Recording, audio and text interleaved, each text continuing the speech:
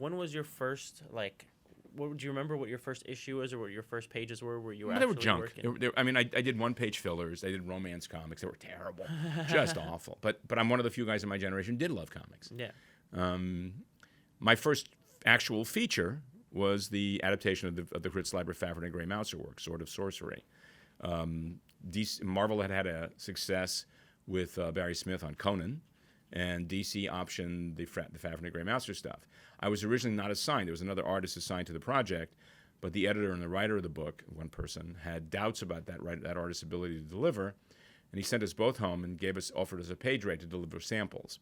And I spent 48 hours awake doing samples, working my backside off. I'm keeping it clean. And the other guy phoned it in, and I got the job. And in retrospect, I wasn't really good enough to do the job. I really wasn't. I was saved by the inker in many, many ways. But that was my first gig. And I think I apologized for that work years later when I wrote adaptations of those stories from Mike Mignola, first at Marvel and then were republished at Dark Horse. But I think it's a learning process. I think, you have to start somewhere, and the fact that you were passionate and you turned in those pages is really it speaks volumes. If you were willing to do the work, I think that's what. Okay, I have a certain jaundiced view of that. I am by nature a lazy guy, and what really happened to me didn't happen until my late 20s, early 30s when I put aside the laziness and developed a sense of commitment. Most of the work in my work in the 70s was slapdash. There were some moments, there were some bright spots certainly, but for the most part, I didn't know what I was doing. I was earnestly and resentfully trying to find a language. And so much about what comics is about, whether the audience knows it or not, is the vocabulary and syntax of visual narrative. That there is a vocabulary, there is a syntax, and there is a pattern to be available. I mean, I'm much more interested in the structure and narrative and the solving of problems of telling a story than I am in any of the 90% of the content in comics.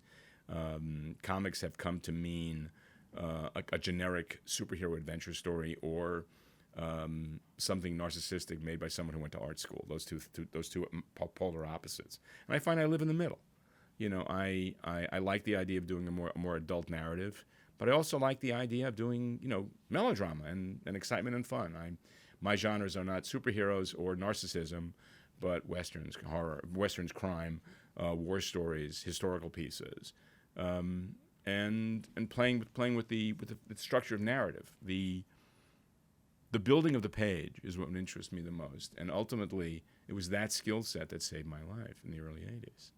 And you teach that, I heard, twice a year at Marvel I seminars. I did for 7 straight years, yes. And you were going around and explaining kind of the importance of each aspect on the page and how visually this means this and how this means this and how if you set this up, this is how you pay it off and how spacing works and how all of that. What were some of the things you taught in that? Well, the idea, that first of all, that we are living in a world, in an industry which is, and I was going to say inexplicably, but it's extremely explicable, where the writer is the alpha in the visual medium. And the reasons for that are 3, in my opinion. One, the 90s. Comics in the 90s were utterly illiterate and nothing but sensation. They were the equivalent of kids playing really loud on electric guitars. And they had no rhythm or no nothing. There was no language. And 2, I believe, as I said earlier, I think the demands of the audience for intelligent narrative has drifted and gotten lower and lower. People are willing to accept much lower standards of material than they might have before. And 3, I believe that since comics have now become functionally an IP industry, it is in the interest of the management and representation classes to identify the writer as the talent and the artist as an unfortunately necessary adjunct to the writer's creative experience, which is absurd. Yeah. Because writing in comics is not done by the writer. Writing in comics is done in tandem by the 2 people involved in the book. I would agree with that. When you react to the writing in a comic book, you're actually reacting to is the execution of the writer's script. It's a collaborative process. Completely. And there's no other way. Whenever I'm working on a book or I'm talking, there's a constant communication going back and forward between writer and artist. And I think that even with, inker, letterer, everything like that, everyone kind of leaves their note on the page. You can see a book and you can see something not done correctly, and you'll know. In my experience, too many writers have very little idea of the actual real estate available on a page. Their page is actually very small. Yep. It's very small. And frankly, too many writers think that letters exist solely as a delivery system for text. And the fact is, as you say, letterers and colorists are part of the dramatic narrative. They exist on their own planes. Coloring in comics should support the narrative. Absolutely. And I've worked for years with the best letterer in the business, Ken Bruzenak, who has been my partner on a lot of projects. And really, I trust Ken Bruzenak in a way that I trust my wife, in the sense that I never feel the need to tell him how I want something done.